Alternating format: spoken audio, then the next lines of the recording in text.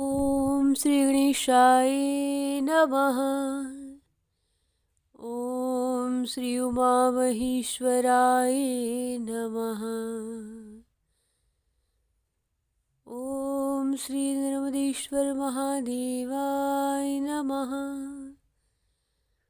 ओम शान्ताकारं भुजगशयनं पद्मनाभं सुरेशं विश्वाधारं गगनसदृशं मेघवर्णं शुभांगं लक्ष्मीकान्तं कमलनयनं योगिर्भिध्यानिगम्यं वन्दे विष्णु भवभयहरं सर्वलोकैकनाथं। बोलिए श्री लक्ष्मी नारायण देवी की जय। श्री नर्मदेश्वर महाराज की जय। नारद जी के पूछने पर श्री नारायण द्वारा एकादशी का महात्म्य बताना और किस प्रकार देवताओं की पूजा की जाती है, श्री कृष्ण भगवान का ध्यान और षोडशोपचार पूजन के विषय में बताना। भगवान श्री नारायण कहते हैं कि दशमी के दिन पूर्वाह्न में एक बार हविष्यन भोजन करे, इसके बाद उस दिन फिर जल न ले, रात में कुश की चटाई पर शयन करे और फिर प्रातःकाल ब्रह्म मुहूर्त में उठकर के, जिस दिन एकादशी हो, नित्य क्रिया करने के बाद स्नान करे। फिर श्री कृष्ण भगवान की प्रसन्नता के उद्देश्य से व्रतोपवास का संकल्प लेकर के संध्या तर्पण करने के अनंतर नैतिक पूजन तथा दिन में नैतिक पूजन करके व्रत संबंधी आवश्यक सामग्री का संग्रह करे। षोडशोपचार सामग्री का सारंद संग्रह करके शास्त्रीय विधि से प्रेरित होकर के कार्य करे। षोडशोपचार के नाम इस प्रकार है: आसन, वसन, पाद, अर्घ्य, पुष्प, अनुलेपन, धूप, दीप, नैवेद्य, यज्ञोपवीत, आभूषण, गंध, स्नानीय पदार्थ, तांबूल, मधुपर्क और पुनराचमनीय जल। इन सब सामानों को दिन में जुटा कर के रात में व्रत संबंधी पूजन आदि कार्य संपन्न करें। स्नान आदि से पवित्र होकर के धुले हुए वस्त्र धारण करे, सुंदरासन पर बैठे और फिर आचमन करके प्राणायाम के पश्चात श्री हरि को नमस्कार करके स्वस्ति वाचन का पाठ करे। तदनंतर शुभ वेला में सप्त सानिध्य में के ऊपर मंगल कलश की स्थापना करके ऊपर फल शाखा सहित आम्रफल रखे और कलश में चंदन का लेपन करे और मुनियों ने वेदों में कलश स्थापन और पूजन की जो विधि बताई है उसका प्रसन्नतापूर्वक संपादन करे। फिर अलग अलग धान्य पुंज पर 6 देवताओं का आह्वान करके विद्वान पुरुष पंचोपचार से आह्वान करे, सामग्री द्वारा पूजन करे और वे 6 देवता है: गणेश जी, सूर्यदेव, अग्निदेव, श्री विष्णु भगवान, शिव और माँ पार्वती। इन सब की पूजा और वंदना करके श्री हरि का स्मरण करते हुए व्रत करे। व्रती पुरुष यदि इन 6 देवताओं की आराधना किए बिना नित्य और नियमित कर्म का अनुष्ठान करता है तो उसका वह सारा कर्म निष्फल हो जाता है। इस प्रकार व्रत की अंगभूत सारी आवश्यक विधि बताई गई है। इसका वर्णन है कांडव शाखा में। महामुनि, अब तुम अभीष्ट व्रत के विधान के विषय में सुनो। सामवेद में बताए हुए ध्यान के अनुसार प्रातः पर श्री कृष्ण भगवान का ध्यान करें, जो इस प्रकार है। नारद, मैं बतलाता हूँ। भगवान श्री कृष्ण मंद मंद मुस्कुराते हुए अधर पर मुरली लगाए हुए बड़ी सुंदर भगवान श्री राधा कृष्णा की छवि को मन में बसा करके ध्यान करके फिर आह्वान करके पूर्वोक्त 16 प्रकार की उपहार सामग्री भगवान को अर्पण करे। नारद, इन मंत्रों के द्वारा पूजन करना चाहिए, जो इस प्रकार है। आसन, परमेश्वरी है रतनजड़ित सुंदर सिंहासन भांति भांति के विचित्र चित्रों से अलंकृत है, आप इसे ग्रहण करें। वस्त्र, श्री राधा वल्लभ विश्वकर्मा द्वारा बनाया हुआ यह दिव्य वस्त्र को प्रज्वलित अग्नि में धोकर के शुद्ध किया गया है। इसका मूल्य वर्णातीत है, इसे आप धारण कीजिए। पाद कर्णानिधान आपके चरणों को पखारने के लिए स्वर्णमय पात्र में रखा हुआ यह सुवासित शीतल जल है, आप इसे ग्रहण करें। अर्घ्य भक्तवत्सल शंख पात्र में रखे गए जल और पुष्प दुर्वा चंदन से युक्त यह पवित्र अर्घ्य आपकी सेवा में प्रस्तुत है, आप इसे ग्रहण करें। पुष्प सर्व कारण चंदन और अगुरु से युक्त यह सुवासित श्वेत पुष्प शीघ्र ही आपके मन में आनंद का संचार करने वाला है, इसे स्वीकार कीजिए। अनुलेपन श्री कृष्ण चंदन अगरू और कस्तूरी कुमकुम खस से तैयार किया गया उत्तम अनुलेपन आपको प्रिय है, आप इसे ग्रहण कीजिए। नारद धूप भी समर्पण करें। भगवान नाना प्रकार के द्रव्यों से मिश्रित है सुगंधित युक्त सुगंध धूप वृक्ष विशेष का रस है, आप इसे ग्रहण कीजिए।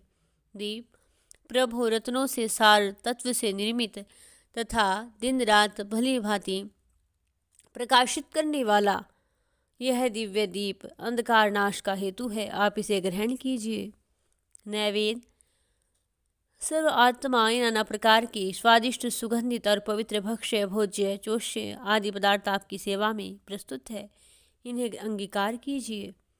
योगोपवित देव देवेश्वर गायत्री मंत्र से दी गई ग्रंथि से युक्त यह स्वर्णमय तंतुओं से निर्मित चतुर शिल्पी द्वारा रचित योगोपवित आप ग्रहण कीजिए। भूषण नदनंदन हे केशव बहुमूल्य रत्नों द्वारा रचित दिव्य प्रभा से प्रकाशमान समस्त अवयवों से विभूषित करने वाला यह भूषण स्वीकार कीजिए। गंध दीनबंधो समस्त मंगल कर्म में अवर्णीय तथा मंगलदायक यह प्रमुख गंध आपकी सेवा में समर्पित है, इसे स्वीकार कीजिए। स्नानीय भगवान आंवला तथा विलोपद्र से तैयार किया गया यह मनोहर विष्णु तेल समस्त लोगों को अभीष्ट है, इसे ग्रहण कीजिए। तांबुल नाद जिसे सब चाहते हैं वह कपूर आदि से सुवासित तांबुल आपकी सेवा में समर्पित है, इसे अंगीकार कीजिए। मधुपर गोपीकांत उत्तम रत्नों से सार तत्व से निर्मित पात्र में रखा गया यह मधु बहुत ही मीठा और स्वादिष्ट भी है, आप इसे सेवन के लिए ग्रहण कीजिए। पुनराचमनीय जल मधुसूदन यह परम पवित्र सुवासित और निर्मल गंगा जल पुनः आचमन के लिए अंगीकार कीजिए। इस प्रकार भक्त भगवान की प्रसन्नता के निमित्त 16 उपचार से उनका पूजन करें और फिर फूल माला इत्यादि चढ़ाए। प्रभु श्वेत डोरे में नाना प्रकार से फूलों से गुथा हुआ यह पुष्पहार संपूर्ण आभूषणों में श्रेष्ठ है, आप इसे ग्रहण कीजिए। गोविंद इस प्रकार पुष्पमाला अर्पण करके वर्ती पुरुष मूल मंत्र से पुष्पांजलि दे भक्तिपूर्वक हाथ जोड़ करके दोनों हाथ जोड़ करके स्तुति करे। हे प्रभु हे कृष्ण हे राधाकांत हे करुणा सागर, हे प्रभु घोर और भयानक संसार सागर में मेरा उद्धार कीजिए। प्रभु सैकड़ों जन्मों से मैं सांसारिक कलेश भोगने के कारण उद्विग्न हो उठा हूँ और अपने कर्म रूपी बेड़ियों से बंधा हुआ हूँ, आप इन बंधन से मुझे छुड़ाइए। हे कृपा सिंधु आपके श्री चरणों में पड़ा हूँ, मुझ शरणागत की ओर देखिए। भवपास से भय से डरे हुए मुझ शरणागत की रक्षा कीजिए। प्रभु जो वस्तुहीन भक्तिहीन क्रियाहीन विधिहीन वेद मंत्रों से रहित हो और इस प्रकार जिसके समर्पण में त्रुटि हो गई हो प्रभु उसे आप संपूर्ण कर दीजिए। हरे वेदोक्त विधि को न जानने के कारण अंगहीन हुए कर्म से आपके नामोच्चारण से भी समस्त नवीनताओं की पूर्ति होती है। इस प्रकार स्तुति और प्रणाम करके ब्राह्मण को दक्षिणा दे, महोत्सव करते हुए जागरण करे। यदि व्रत और उपवास करके कोई नींद ले अथवा पुण्य जल पी ले तो उस व्रत का फल आधा ही मिलता है। अतः विप्रवर यत्न पूर्वक एकादशी को नींद न ले और उस समय भगवान श्री कृष्ण के चरणों का स्मरण करते ही निम्नांकित मंत्र को पढ़ता रहे। जब वह अन्न ग्रहण करे, विष्णु रूप अन्न ब्रह्मा द्वारा प्राणियों के प्राण के रूप में तुम्हारा निर्माण हुआ है, अतः तुम मुझ मुझे व्रत और उपवास का फल दो। इस प्रकार कहकर के भारतवर्ष में भक्तिपूर्वक इस उत्तम व्रत का अनुष्ठान करता है, वह पहले और बाद की 7 पीढ़ियों और अपना भी अवश्य ही उद्धार कर लेता है। व्रती मनुष्य निश्चय ही माता पिता भाई ससुर सास पुत्री दामाद और भृत्य वर्ग आदि का सभी का उद्धार कर देता है। इस प्रकार भगवान श्री नारायण के द्वारा नारद जी को बताया गया है एकादशी का यह सुंदर महात्म्य हम सभी ने श्रवण किया। अब भगवान श्री कृष्ण की प्रबोधिनी देवोत्थायनी एकादशी की सुंदर कथा श्रवण करें। ब्रह्मा जी बोले कि हे मुनिश्रेष्ठ, अब आप पापों को नष्ट करने वाली और पुण्य मुक्ति देने वाली प्रबोधिनी एकादशी का महात्म्य सुनाएंगे। भागीरथी गंगा तथा तीर्थ नदी समुद्र आदि तभी तक फल देते हैं जब तक प्रबोधिनी एकादशी नहीं आती। कार्तिक मास की शुक्ल पक्ष की प्रबोधिनी एकादशी के व्रत का फल 1,000 अश्वमेध के तथा 100 राष्ट्रीय यज्ञ के फल के बराबर होता है। नारद ने पूछा कि हे पिताजी, यह संध्या को भोजन करने से, रात्रि में भोजन करने से और दूसरे दिन उपवास करने से क्या क्या फल मिलता है, उसे भी आप समझा कर कहिए। ब्रह्मा जी बोले कि हे नारद, एक संध्या को भोजन करने से 1 जन्म का, रात्रि में भोजन करने से 2 जन्म का और दूसरे दिन उपवास करने से 7 जन्म का पाप समूह जल करके नष्ट हो जाता है। प्रबोधिनी एकादशी के व्रत के प्रभाव से सुमेरु पर्वत के समान कठिन पाप क्षण मात्र में नष्ट हो जाता है। अनेकों पूर्व जन्म में किए गए पापों, बुरे कर्मों को यह प्रबोधिनी एकादशी का व्रत क्षण मात्र में नष्ट कर देता है। जो मनुष्य अपने स्वभावानुसार इस प्रबोधिनी एकादशी को विधिपूर्वक करते हैं, इसका व्रत रखते हैं, उन्हें पूर्ण फल की प्राप्ति होती है। हे मुनीश्वर, जो मनुष्य श्रद्धापूर्वक थोड़ा भी पुण्य करते हैं, उसका वह पुण्य पर्वत के समान अटल हो जाता है।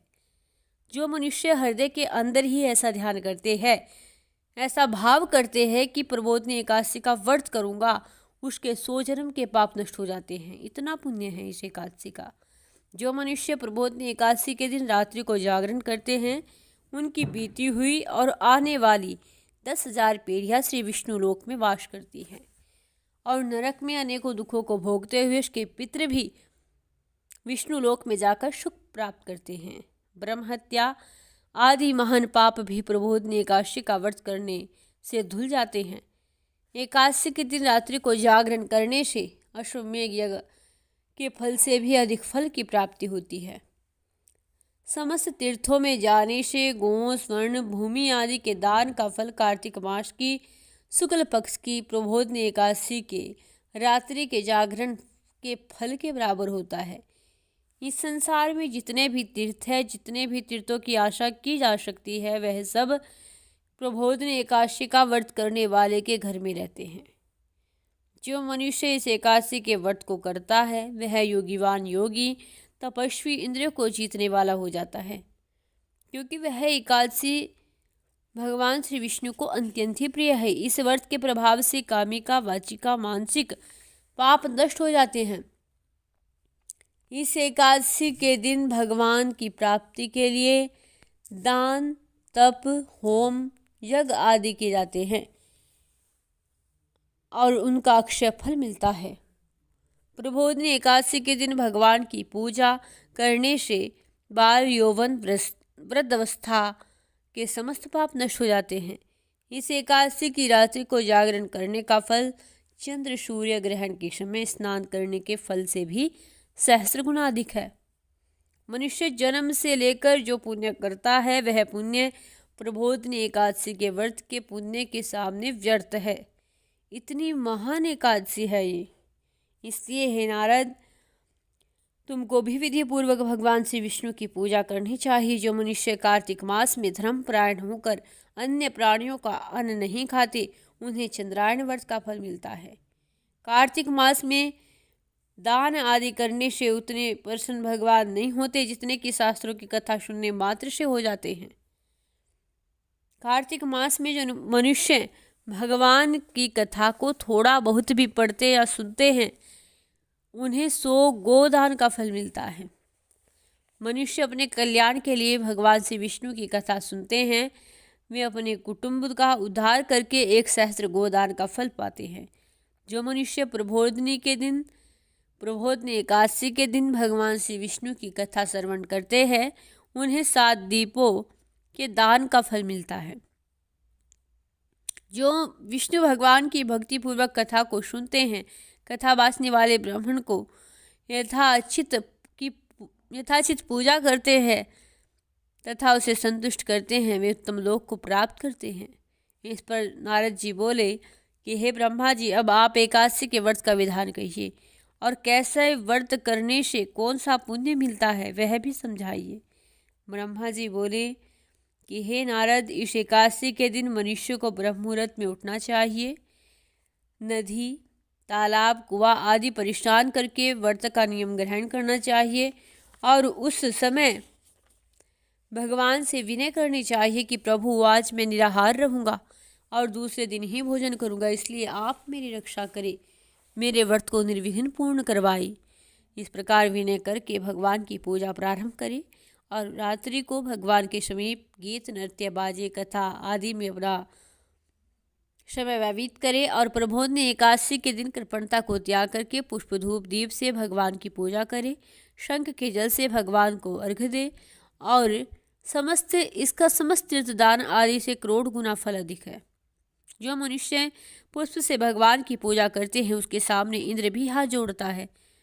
कार्तिक मास में जो बिल्व पत्र से भगवान की पूजा करते हैं, उन्हें अंत में मुक्ति मिलती है। कार्तिक मास में जो तुलसी जी से भगवान की पूजा करते हैं, उसके 10,000 जन्म के समस्त पाप नष्ट हो जाते हैं। जो मनुष्य इस मास में श्री तुलसी जी के दर्शन करते हैं या उन्हें छूते हैं या ध्यान करते हैं या रोपण या सेवा करते हैं, वे 1000 कोटि युग तक भगवान के घर में रहते हैं। समस्त मनोकामनाओं को पूर्ण करने वाले भगवान कदम्ब पुष्प को देखकर अत्यंत प्रसन्न होते हैं। यदि उनकी कदम्ब पुष्प से पूजा की जाए तो यमराज के दुखों को नहीं पाते। जो गुलाब के पुष्प से भगवान की पूजा करते हैं, उन्हें मुक्ति मिलती है। जो मनुष्य वकुल अथवा अशोक के फूलों से भगवान की पूजा करते हैं, वे अनंत काल तक शोक से रहित रहते हैं। जो मनुष्य विष्णु भगवान की सफ़ेद और लाल कनेर से पूजा करते हैं, वह भगवान को अत्यंत ही प्रिय होते हैं, उन पर भगवान अत्यंत ही प्रसन्न होते हैं। जो मनुष्य विष्णु भगवान की दुर्वादल से पूजा करते हैं, वे पूजा के फल से 100 गुना फल अधिक प्राप्त करते हैं। जो भगवान की शमी पत्र से पूजा करते हैं, वे भयानक यमराज के मार्ग को सरलता से पार कर जाते हैं। जो मनुष्य चंपक पुष्प से भगवान श्री विष्णु की पूजा करते हैं, वे आवागमन के चक्र से छूट जाते हैं। जो मनुष्य भगवान को केतकी अर्पण करते हैं, उनके करोड़ जन्म के पाप नष्ट हो जाते हैं। जो मनुष्य भगवान के पीले और रक्त वर्ण कमल के सुगंधित फूलों से पूजा करते हैं, उन्हें श्वेत दीप में स्थान मिलता है। इस प्रकार रात्रि में भगवान की पूजा करके प्रातःकाल शुद्ध जल की नदी में स्नान करें और स्नान के पश्चात भगवान की पूजा करें। इसके पश्चात ब्राह्मणों को भोजन कराएं और उसके उपरांत भोजन गौ और दक्षिणा से गुरु की पूजा करनी चाहिए और फिर ब्राह्मणों को यथाशक्ति दक्षिणा देनी चाहिए। जो मनुष्य चातुर्मास व्रत में किसी वस्तु को त्याग करते हैं, उन्हें उस दिन पुनः ग्रहण करना चाहिए। जो मनुष्य प्रबोधनी एकादशी के दिन विधि पूर्वक व्रत करते हैं, उन्हें अत्यंत सुख मिलता है और अंत में स्वर्ग लोक को जाते हैं। जो मनुष्य चातुर्मास व्रत को बिना किसी विघ्न के पूरा कर देते हैं, उन्हें फिर दोबारा जन्म नहीं लेना पड़ता। जिन मनुष्यों का व्रत खंडित हो जाता है, वह नरक को जाते हैं। जो मनुष्य इस एकादशी के महात्म्य को सुनता या पढ़ता है, उसे अनेक गोदान का फल मिलता है। बोलिए श्री राधे कृष्णा की जय, श्री एकादशी माता की जय। इस प्रकार हमने भगवान श्री विष्णु की देवो उठनी एकादशी की सुंदर कथा श्रवण की है। इस एकादशी के दिन भगवान जागते हैं और 4 महीने के शयन के पश्चात भगवान श्री विष्णु इस दिन अपनी नींद से उठते हैं, जागते हैं और इसी दिन से अनेकों मंगल कार्य किए जाते हैं। भगवान श्री विष्णु को धूप दीप नैवेद्य अर्पण किए जाते हैं, अनेकों मंगल गीत गाए जाते हैं। यह एकादशी बड़ी ही पुण्यप्रद है। बोलिए श्री राधे कृष्णा की जय।